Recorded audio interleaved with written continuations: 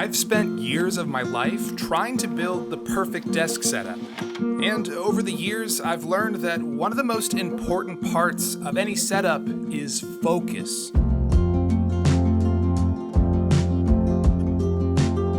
You see, in the past, I tried to create desk setups that were multi-purpose, that could do a little bit of everything. But when a setup can do a little bit of everything, you lose some of that focus. So I started making changes. I've redesigned my creative desk setup. Instead of trying to do everything, this setup has been designed from the ground up for making YouTube videos. And today I will show you all of my upgrades, all of the tech and accessories that give this setup its creative focus. Welcome back to Work from Hype.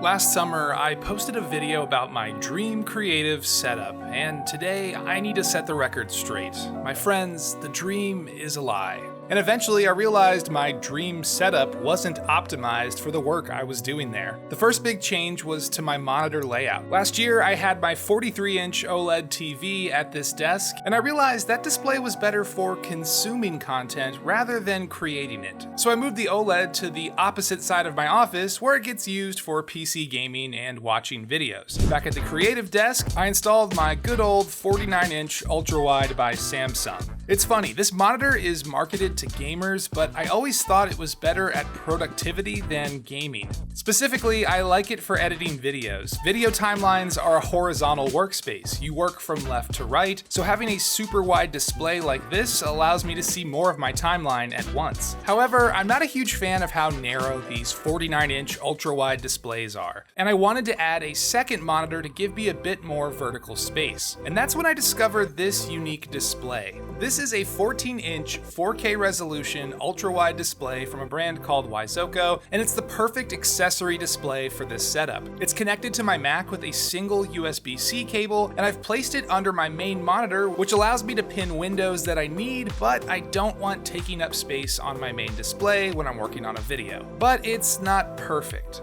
I do like that it came with a portable stand in the box, but the stand is a bit flimsy. And all of the ports are on the side, not on the back of the display, which means the cables stick out of the side, which looks a bit weird. So to hide the cables a bit, I used a 90-degree USB-C adapter. And overall, I think this display pairs really nicely with my ultra-wide monitor, but unfortunately, this specific unit may be defective, because after the display heats up, it starts to make a strange clicking sound, so I'm gonna swap it out for a new model. But I wanted to make sure I told you guys about this quality issue because these little displays are not cheap. Oh, and behind the monitors, you may have noticed these square tiles. I used to have a bunch of shelves and artwork on this wall, and I wanted to simplify things a little bit. So I took everything down, but when I did, I may have done some serious damage to the wall. I should probably repair the wall and paint it, but then I came up with a much more lazy solution, which is my favorite kind. I covered the wall behind my desk in these felt tiles. Not only is the damage hidden, but I actually like how the wall turned out. It adds texture and makes the space feel more unique and improves the sound quality in my office just a little bit. Now we move down to the desk, where you may have noticed this strange desk shelf.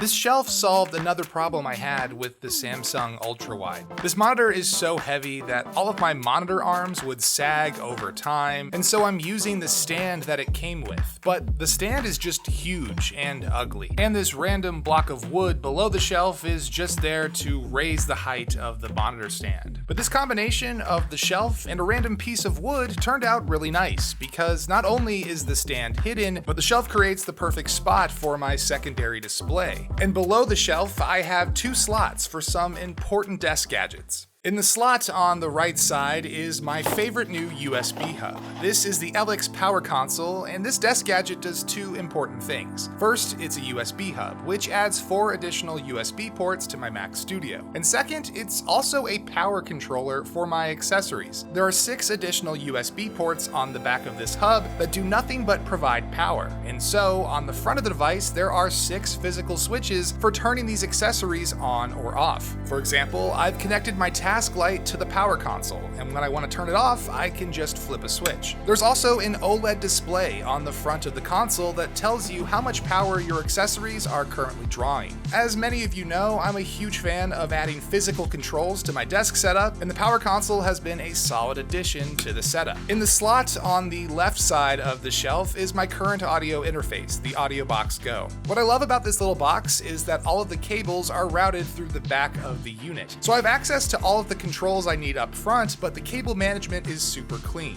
I use this little box to record all of my voiceovers for this channel, as well as the occasional guitar or synthesizer when I'm making music, and it's super reliable despite being a pretty budget interface. Speaking of recording, there's the microphone. I'm still using the bass-in mic. I've covered this device in the past, and it's basically a studio-grade condenser microphone, and it has these buttons on the front which allow me to cut off harsh frequencies in real time. The mic is mounted on a low-profile mic arm that I got on Amazon for like 20 bucks, which is actually pretty nice because I can swing the microphone over when I'm recording, and when I'm done, it slides out of the way. Now we need to move below the surface of the desk where I've made some major upgrades. If you saw my dream desk setup video from last summer, you'll know that I basically built this desk using an IKEA countertop and just put 5 table legs underneath it, and then added these little cabinets for storage. And while the cabinets looked pretty nice, they actually created a chain reaction of problems with this desk setup.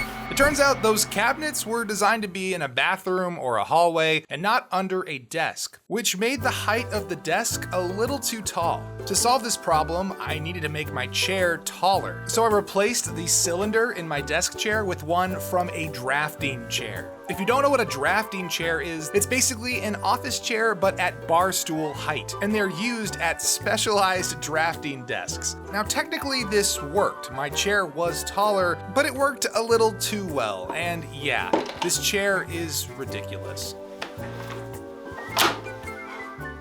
I'm 6'5", and my feet don't touch the ground. That's not good.